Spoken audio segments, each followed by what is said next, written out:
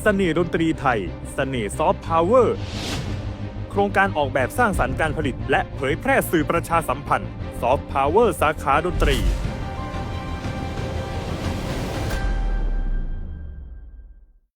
ค่ะสำหรับการจัดงานสลงหลวงกองใหญ่ปีใหม่เมืองนครลำปางนะคะจังหวัดลำปางโดยสำนักงานวัฒนธรรมนะคะปีนี้เนี่ยได้นำแนวคิดนโยบายไทยๆนะคะของท่านรัฐมนตรีว่าการกระทรวงวัฒนธรรมนะคะมาใช้ในการที่จะสืบสารสร้างสรรค์นำวัฒนธรรมไทยสู่อนาคตที่ยั่งยืนนะคะแล้วก็ส่งเสริมอัตลักษณ์ของท้องถิ่นเรานะคะเพื่อที่จะนำไปสู่การสร้างรายได้นะคะสลุงหลวงเนาะ ใครจะบ่ฮู้จักถ้าเป็นคนเมืองแต่ถ้าคนอื่นเนี่ยเขาจะบอกเปิ้นว่าจะได้เนี่ยอาจารย์เจ้าครับก็ขอขอบคุณทางกรมประชาสัมพันธ์จังหวัดลำปางนะครับที่ให้ได้มามามาเล่าปีไหนเล่ากันเตื้อนะครับเนาะเรื่องสลุงหลวง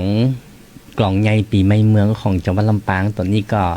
ดังไปในระดับประเทศแล้วก็นานาชาติทีนี้กลับมาถึงถึงสลุงหลวงที่บ้านเฮามีเนี่ยนะครับสลุงหลวงก็คือภาชนะตีใส่น้ำเขามีส้มปล่อยนะครับเนาะใส่ดอกไม้ถูกเทียนส่งคนเมืองเขาเนี่ยตะกอนเกิดจะเอาสลุงเนี่ยไปวัดกันนะครับเนาะมีทุกบ้านเลยถึงสลุงเกลียงสลุงตีมีรูป12นักกษัตริย์เป็นลายดอกไม้ลายพันธุ์พฤกษาต่างๆซึ่งสลุงนี่ก็จะมีสกุลช่างเมืองแปะสกุลช่างลำปาง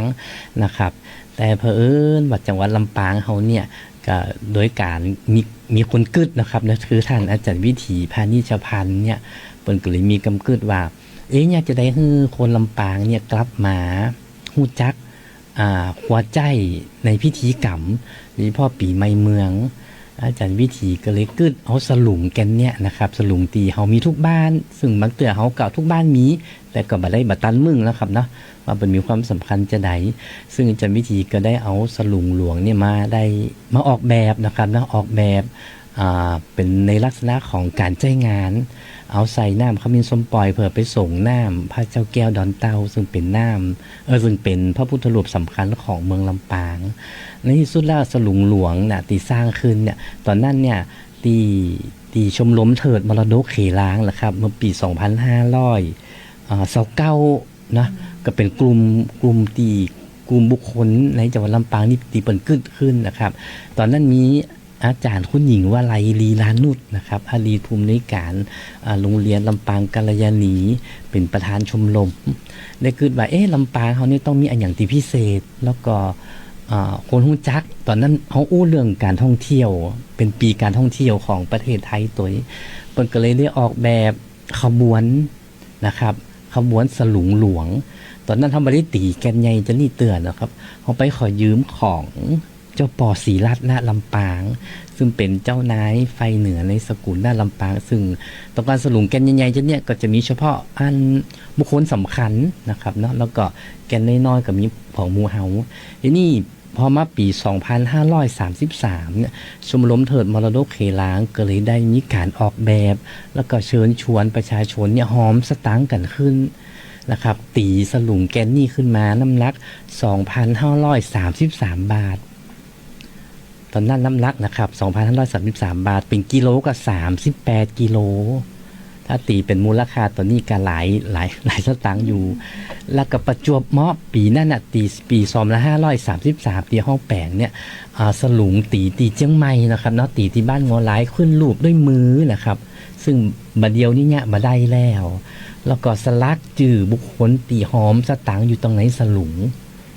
อันนี้ก็ถือว่าเป็นมรดกของจังหวัดลำปางแล้วก็ประจวบเหมาะกับปีนี้นะครับเป็นปีม้าพอดี2539ครบรอบอายุสลุงหลวงอายุเป็น36ปีพอดี3รอบนะครับ12 3กับ36เพราะฉะนั้นปีนี้เป็นปีม้าแล้วก็เวียนมาครบสลุงหลวงที่สร้างเนี่ยได้36ปีพอดีนะครับแล้วก็พอไม้แหม2ปีก็เลยแปลงแต่นสลุงขึ้นมาที่เป็นหูปเทวดา6ตนเพื่อรองรับสลุงหลวงนะครับก็ตั้งแต่ปี2533เป็นต้นมาเนี่ยชมรมเถิดมรดกเขลางก็ได้สร้างได้ออกแบบได้ใจแนวคิด ต่างๆของขบวนสลุงหลวงโดยมีพื้นฐานจากมรดกทางด้านวัฒนธรรมของคนในจังหวัดลำปางเช่นการแต่งกายนะครับรูปแบบของขบวนในขบวนมีอย่างพ้องอย่างเช่นเม้งมางกังสดานมีฟ้อนเทวดานะครับมีเครื่องสักการะมีจอดจ้างและที่สำคัญก็คืออาจารย์วิถีพนิชพันธ์เนี่ยได้ใจแนวคิดของเรื่องน้ำมาส่งน้ำพระเจ้าแก้วในอดีตขบวนสลุงหลวงเขานี่เตียวในแม่น้ำวังแล้วก็ไปตักเอาน้ำกลางน้ำวังที่ห้องว่าน้ำสะดือเมืองขึ้นมาแต่ช่วงหลังนี่ขบวนเขาหลงน้ำวังบ่ได้นะครับเนาะเขาก็เลยใจแนวคิดเรื่องน้ำเหมือนเดิมก็ได้เอาน้ำพุทธมนต์จากวัดต่างๆที่สำคัญมาใส่ในสลุงในยุคแรกๆนะครับในช่วงหลังนี่เรื่องน้ำก็ยังมีความสำคัญแล้วก็มีความผูกพันกับคนลำปางโดยเฉพาะบ่อน้ำติบซึ่งถ้าเป็นคนเมืองนี่จะเจ็บไข้ได้ป่วยกาจะส่งน้ำพระเจ้าอย่างกาเปิ้นเกิดจะไปเอาบ่อน้ำสำคัญมาใจเขาก็เลยมีแนวคิดว่าน้ำเราเนี่ยแต่ละอำเภอเปิ้นก็มีของเปิ้นอยู่และแต่ละปีเปิ้นก็เอาไปส่งน้ำพระเจ้าเปิ้นเอาไปส่งน้ำพระธาตุเขาก็เลยมีแนวคิดที่จะต้องไปอัญเชิญน้ำติบ13อำเภอเข้ามารวมตัวในช่วงหลังๆนี่ขบวนสลุงหลวงก็เลยมีความยิ่งใหญ่เกิดขึ้นแล้วก็แต่ที่สำคัญก็คือในยุคแรกๆนั่นแหละ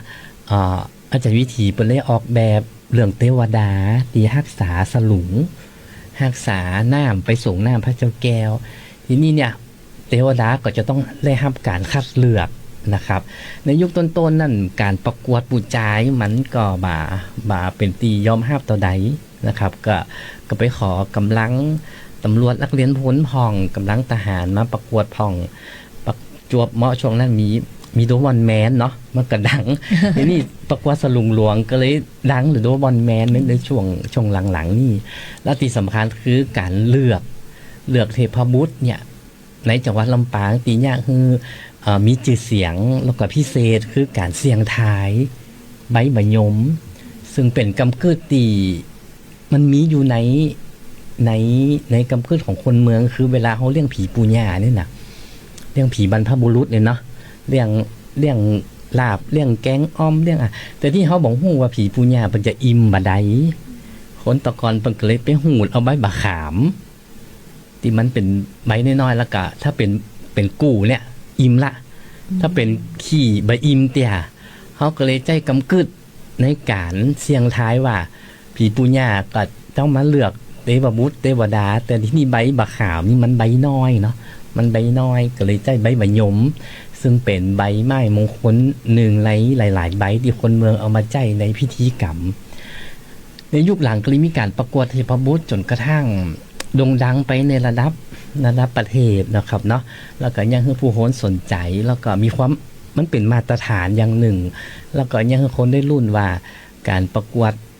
เทพบุตรของเฮาเนี่ยไม่ได้ใจคะแนนแล้วก็ใจความรอเป็นมาตรฐานแต่ผู้ที่เลือกเทพบุตรของเฮาคือผีปูญ่าของบ้านของเมืองเฮานั่นเองนะครับเนาะซึ่งในปีนี้เนี่ยความพิเศษแห่งอย่างหนึ่งในขบวนสลุงหลวงซึ่งในวาระครบรอบสลุงหลวงอายุ36ปีเนี่ยซึ่งตรงกับปีม้าซึ่งปีม้าเนี่ยพระธาตุประจำปีนี้ปีนักกษัตริย์เนี่ยนะครับคือพระธาตุชเวดากองนะครับที่อยู่ในประเทศพม่าซึ่งคนลำปางในปัจจุบันเนี่ยที่เปิ้นนับถือผีปูญ่าสายตระกูลผีเม้งผีมดซอนเม้งเปิ้นก็คือความสำคัญกับพระธาตุชเวดากองแล้วก็มีดอกไม้พิธีกรรมชนิดหนึ่งซึ่งใจปูจาพระธาตุชนิดนี้ของคนในจังหวัดลำปางที่นับถือสายตระกูลผีเม้งซึ่งในจังหวัดลำปางโดยเฉพาะอำเภอเมืองนี่มีเกือบ20ตระกูลที่ยังนับถือผีเม้งอยู่แล้วก็มีดอกชนิดหนึ่งที่เรียกว่าดอกหองแหงแล้วก็ใส่ในกระบอกไม้ไผ่เป็นการเหลาขึ้นรูปด้วยดอกมันเป็นไม้สโหนนะมันเหมือนดอกมันเหมือนดอกยีบิลาแล้วเปิ้นเหลาขึ้นมาแล้วเปิ้นใส่ในกระบอก7กระบอกผ่อง9กระบอกผ่องตามตระกูลผีในขบวนสลุงหลวงปีนี้เฮาก็เลยนำกำกึดที่มันเป็นฐานวิถีชีวิตของคนลำปางโดยใจแนวคิด ในปีนี้คือม่านละกรก็คือคนม่านคนเม้นในลำปางซึ่งปัจจัยม่านที่อยู่ในประเทศพม่า100%มันคือม่านลูกหลานที่หมายถึงลูกหลานคนตีแต่งงานก็ชนชาติม่านแล้วก็มาทำป่าไม้ลังผ่องแต่งงานก็ม่านเลยลูกหลานออกมาเป็นผสมระหว่างคนเมืองกับคนม่านที่อยู่ในลำปางแล้วก็มีวัฒนธรรมอย่างนี้โดยเฉพาะการแสดงออกมาในเรื่องของการนับถือผีบรรพบุรุษดนตรีนะครับการเล่นเพลงมอนการใจไม่เหิบการแต่งกายปาดกึงตุ้มกึงการใจกุ๊บเพราะฉะนั้นสิ่งเหล่านี้ปีนี้จะปรากฏอยู่ในขบวนสลุงหลวงซึ่งเป็นแนวคิดเป็นกำกือตีเฮาได้คัดสรรแล้วก็ได้เลือกในแต่ละปีบ่ซ้ำกันเพราะฉะนั้นแนวคิดเรื่องม่านละกรตอนนี้ก็ได้รับการเผยแพร่ออกไปสู่ประชาชนต่างจังหวัดแล้วก็เปิ้นก็จะแต่งตัวเป็นชาวม่านก็คือชาวพม่าแต่ว่าพม่าในที่นี้หมายถึงพม่าที่เป็นคนเมียงเนี่ยนะกินแกงฮังเลพ่องนะครับใส่เสื้อเป็นคนเมืองแต่หนุ่งสิ้นเป็นม่านเชียนหัวเล็บดอกเกี่ยงผ้าเม้งจะยากครับเพราะนั่นเรื่องราวเรานี่แต่ละปีของขบวนสลุงหลวงเนี่ยจะบ่ซ้ำกันเลยเพราะนั่นในวาระโอกาสที่ปีนี้ขบวนสลุงหลวงแกนสลุงหลวงเนี่ยนะครับอายุครบ36 ปีก็เต่าก็คนเนี่ยเนาะเป็นบ่าวเป็นคนใหญ่นะครับที่พร้อมที่จะเผยแพร่ในเรื่องมรดกทางด้านวัฒนธรรมเพราะฉะนั้นปีนี้ก็เป็นปีที่พิเศษแล้วก็เตรียมพร้อมสำหรับปีหน้าเนี่ย40 ปีในการจัดขบวนสลุงหลวงครบรอบ40 ปีเพราะฉะนั้นการญาติสลุงหลวงของบ้านเฮาเนี่ยเฮาก็มีแนวคิดแต่ละปีแบบซ้ำกันแต่องค์ลักษณ์องค์เดิมตีเฮาวางแพทเทิร์นวางโครงสร้างตีอาจารย์คุณหญิงวลัยก็ดีอาจารย์วิถีก็ดีนะครับได้สร้างได้แปลงให้คนลำปางมาแล้วก็เขาก็ได้สืบคนเมียงเพราะว่าสืบสุมาตึกสืบตีนสืบมือแบบนี้นะครับเนาะแล้วก็วันที่5 เมษายนเขาจะได้ทำบุญสลุงหลวงเพื่อจะอุทิศส่วนกุศลไปให้อดีตผู้ที่ล่วงลับไปนะครับแล้วก็ทำบุญคือเทวดาที่รักษาสลุงหลวงนะครับเป็นเบื้องต้นในการกระทำการอันเป็นมงคลของทุกๆปีเพราะฉะนั้นขบวนสลุงหลวงก็ดีนะครับเรื่องราวของน้ำตีบ13 อำเภอก็ดีก็เนี่ยคือคนลำปางเนี่ยกลับเข้ามาคือความสำคัญเรื่องน้ำนะครับในขบวนสลุงหลวงเขาบ่ได้มีเฉพาะสภาวัฒนธรรมจังหวัดลำปางสำนักงานวัฒนธรรมจังหวัดลำปางมารวมเทศบาลนครลำปางเขายังได้รับการสนับสนุนรูปแบบขบวนจาก SCG เปิดมากุปีเลย40 ปีที่แล้วเปิดก็มาช่วยเฮานะครับแล้วก็นักเรียนโรงเรียนตำรวจภูธรภาค5น้องๆทหารจากมณฑลทหารบกที่32แล้วก็นักเรียนโรงเรียนลำปางกัลยาณีโรงเรียนบุญยวาสนะครับเพราะฉะนั้นในขบวนจะมีผู้คนเข้ามาหลากหลายนะครับปีนี้รู้สึกว่าจะมีเอกชนคือหมูยอป้าปีเข้ามาร่วมตัวเพราะฉะนั้นในแต่ละปีนี่ก็จะมีฝ่ายเอกชนของลำปางเข้ามามีส่วนรวมนะครับแล้วก็โดยเฉพาะปีนี้มีวันไหลนะมีวันไหลวันที่14เขาก็ได้นำแนวคิดน้อยๆเรื่องของปีใหม่เมืองคือการใจไม้กำสีเพราะไม้กำสีนี่เขาบ่จะแฮบดายน่ะเพิ่นจะมีหมอนเข้ากำไม้กำสีที่เป็นงามหั่นเขามีความกำคิดว่าบ่ฮือไม้เนี่ยไปญะต้นสีเนี่ยเปิ้นเจ็บเนาะเปิ้นเปรียบเทียบเต่าก็เปิ้นเป็นพระพุทธเจ้าเป็นพระพุทธรูปเวลาเอาไม้เป็นตั้งเปิ้นอยากกว่าเปิ้นเจ็บก็เลยใจหมอนไปลองนะครับอันนี้ก็เลยเล่าสู่กันฟังในเรื่องคอนเซปต์ของขบวนปีนี้อันประมาณนี้ก่อนนะครับเนาะอันนี้ก็คือมีที่มาที่ไปหมดเลยนะเจ้ากับงานสลุงหลวงกล่องใหญ่อย่างที่อาจารย์ปิงปองได้นำเรียนคุณผู้ฟังแฟนรายการตลอดถึงแขกแก้วที่จะมาเยือนนครลำปางที่จะมาแอวลำปางนะเจ้าจะได้ปักหมุดเนาะเตรียมแผนการเดินทางล่วงหน้าต่างเดียวกันไปด้วยกันแอวปีใหม่เมืองม่วนใจนะช่วยไทยเฮาช่วยตัวเก่าเนี่ยประหยัด ในเรื่องของพลังงานเชื้อเพลิงตัวนะคะผู้นะเจ้าก็จะได้วางแผนล่วงหน้าเนาะอันเนี้ยแค่ตำนานนะแล้ววันเนี้ยอย่างที่อาจารย์บอกว่าอายุสลุงหลวงเขาเนี่ย36 ปี อันนี้คือกำลังเป็นหนุ่มเป็นสาวเลยเนาะ36นะเจ้าโอ้เมินแล้วนะถึงนะการที่มีตำนานตักนี้แล้วก็แต่ละปีอย่างที่ทางอาจารย์ปิงปองได้จ่าไปคือแต่ละปีเนี่ยธีมเนาะในการจัดงานกำกึดเนี่ยที่เขากึดกันเนี่ยก็จะแตกต่างกันไปคือไฮไลท์แต่ละปีเนี่ยจะต่างกันเนาะเพื่อเป็นห้องว่าอย่างเป็นแนวกึดที่จัดงานเนาะใครที่มาแอลงานสลุงหลวงกองใหญ่ลำปางแล้วนี่ตึงมวนใจเต้นะแล้วถือว่าเป็นอัตลักษณ์ล้านนานะผลักดันสู่ซอฟต์พาวเวอร์ได้ตัวถือว่าเป็นซอฟต์พาวเวอร์ของลำปางได้เลยนะ ใช่เลยค่ะ เพราะว่าที่อื่นบ่มีเนาะวันนี้ขอบพระคุณจ้านะเจ้า ขอบคุณเจ้า สวัสดีเจ้า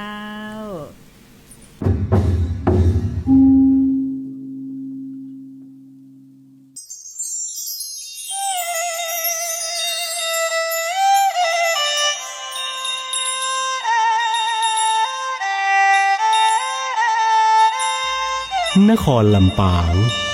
ดินแดนแห่งอารยธรรมล้านนา ปรากฏนามว่า เขลางนคร นคราที่สืบสายแห่งอารยธรรมมาอย่างยาวนาน น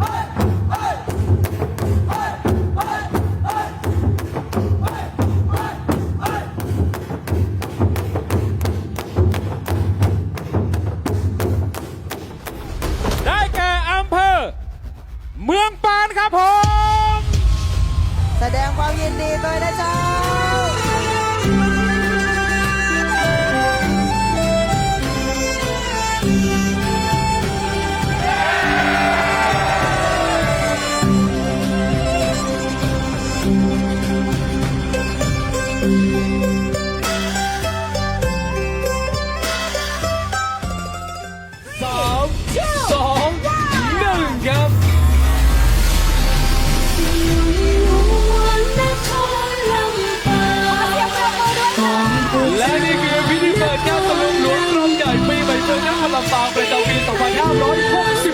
ครับ